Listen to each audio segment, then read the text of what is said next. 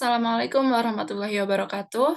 Perkenalkan, nama saya Anjar Susanti dengan nomor NIM 29021500012.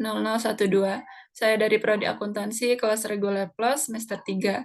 Di sini saya akan menyampaikan beberapa hal mengenai perpajakan. Ini berkaitan dengan mata kuliah dari dosen pengampu Bapak Rahmat Pramukti, SE MSI. Video ini saya buat untuk memenuhi tugas ulangan tengah semester pada semester 3. Langsung saja kepada pembahasan pertama, yaitu pengertian pajak. Apa itu pajak? Pajak adalah pungutan wajib dari rakyat untuk negara. Setiap sen uang pajak dibayarkan rakyat akan masuk dalam pos pendapatan negara dari sektor pajak. Penggunaannya untuk membiayai belanja pemerintah pusat maupun daerah demi kesejahteraan masyarakat. Uang pajak digunakan untuk kepentingan umum, bukan untuk kepentingan pribadi. Pajak merupakan salah satu sumber dana pemerintah untuk mendanai pembangunan di pusat dan daerah, seperti membangun fasilitas umum, membiayai anggaran kesehatan dan pendidikan, dan kegiatan produktif lain. Pemungutan pajak dapat dipaksakan karena dilaksanakan berdasarkan undang-undang. Sedangkan apa itu wajib pajak? Berikut mengacu pada pasal 1 ayat 2 Undang-Undang Nomor 16 Tahun 2009, wajib pajak orang pribadi atau badan yang meliputi pembayar pajak, pemotong pajak, dan pemungut pajak, serta mempunyai hak dan kewajiban perpajakan sesuai dengan ketentuan peraturan perundang-undangan perpajakan. Orang pribadi atau badan yang memenuhi kriteria wajib pajak harus melaporkan pajaknya atas penghasilan, kekayaan, dan properti yang dimiliki. Lanjut kepada apa saja kewajiban bagi pajak. Yang pertama yaitu kewajiban untuk mendaftarkan diri. Salah satu hak dan kewajiban wajib pajak yang utama adalah mendaftarkan dirinya untuk usahanya untuk mendapatkan NPWP. Yang kedua yaitu kewajiban pemeriksaan. Wajib pajak yang tidak patuh dalam menjalankan kewajiban perpajakannya, maka wajib untuk memenuhi panggilan untuk menghadiri pemeriksaan, memberikan izin untuk memasuki ruangan atau tempat yang dirasa perlu untuk diperiksa, dan memberikan keterangan apabila diperlukan.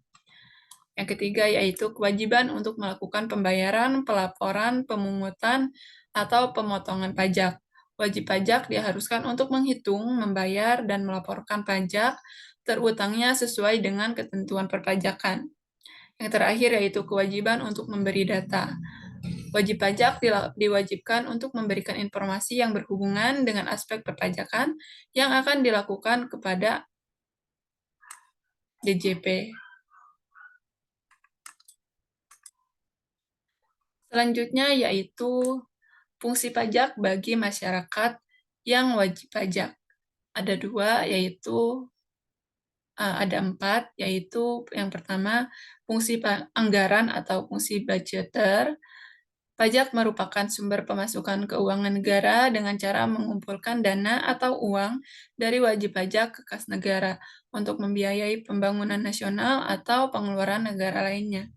Dengan demikian, fungsi pajak merupakan sumber pendapatan negara yang memiliki tujuan menyeimbangkan pengeluaran negara dengan pendapatan negara. Yang kedua yaitu fungsi mengatur fungsi regulasi. Pajak merupakan alat untuk melaksanakan atau mengatur kebijakan negara dalam lapangan sosial dan ekonomi. Fungsi mengatur tersebut antara lain adalah pajak dapat digunakan untuk menghambat laju inflasi. Pajak dapat digunakan sebagai alat untuk mendorong kegiatan ekspor seperti pajak ekspor barang.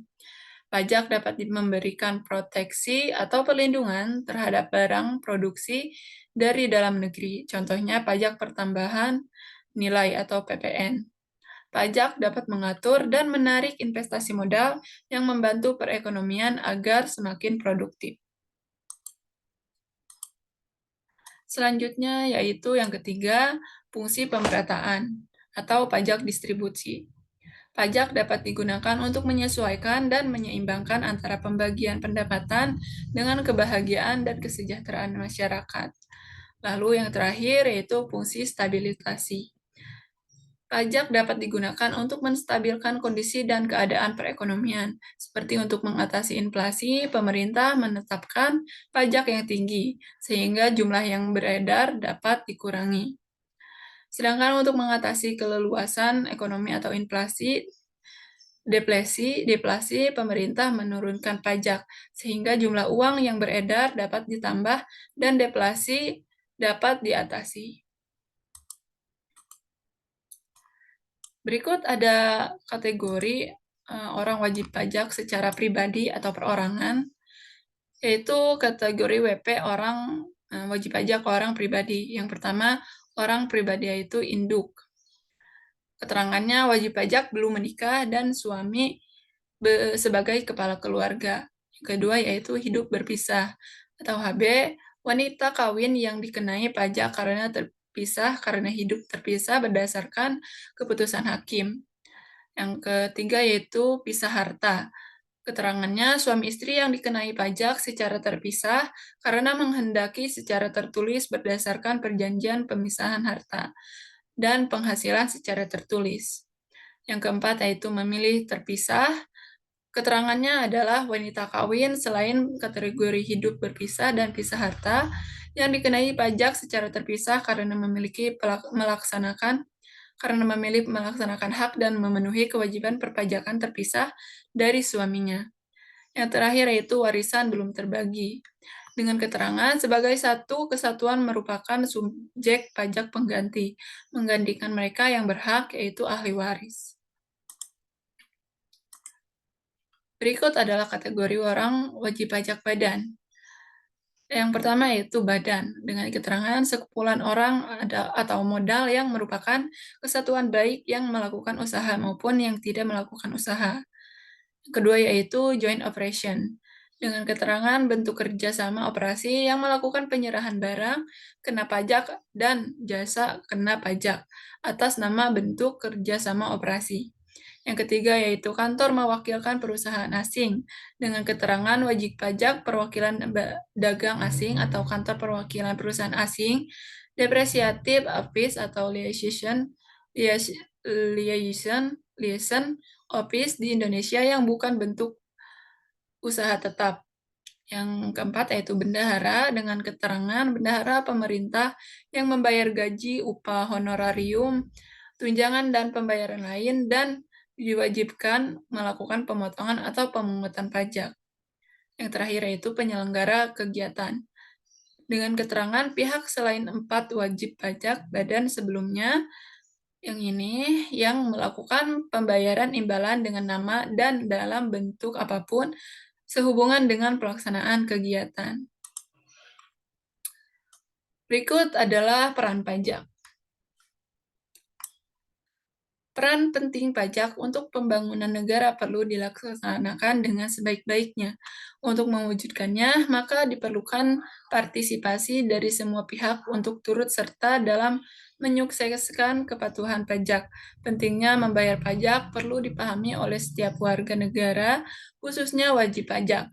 Sebagai salah satu instrumen fiskal, pajak berperan penting dalam pembangunan negara dan mendukung jalannya pemerintahan. Selain itu, pajak juga menjadi sebuah instrumen yang bisa digunakan untuk menstimulasi perekonomian Indonesia. Kemajuan suatu negara bergantung pada terselenggaranya kepatuhan pajak yang baik.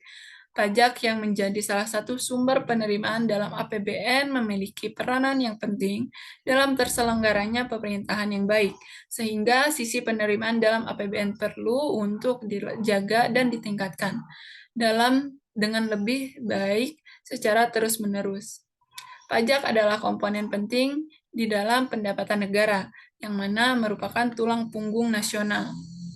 Memang tidak bisa dipungkiri jika pajak memegang peranan yang sangat penting dalam pendapatan negara, khususnya APBN. Pendapatan negara sendiri bisa diartikan sebagai jumlah penerimaan dari pendapatan yang diterima oleh negara dari berbagai sektor. Saat ini sumber pendapatan negara Indonesia didominasi oleh sektor perpajakan. Dengan terselenggaranya kepatuhan pajak, maka turut menyukseskan berbagai program pemerintah demi kesejahteraan rakyatnya. Selanjutnya itu harapan untuk pajak ke depannya. Menurut saya karena sektor perpajakan ini menjadi salah satu ataupun menjadi satu, bagian tertinggi dalam perekonomian Indonesia, khususnya berdampak penting bagi pemerintahan. Jadi, untuk perpajakan ini perlu sosialisasikan kepada beberapa pihak, khususnya kepada pihak yang memang diwajibkan pajak. Mungkin hanya itu saja yang bisa saya sampaikan dalam materi kali ini. Kurang lebihnya saya mohon maaf. Wassalamualaikum warahmatullahi wabarakatuh.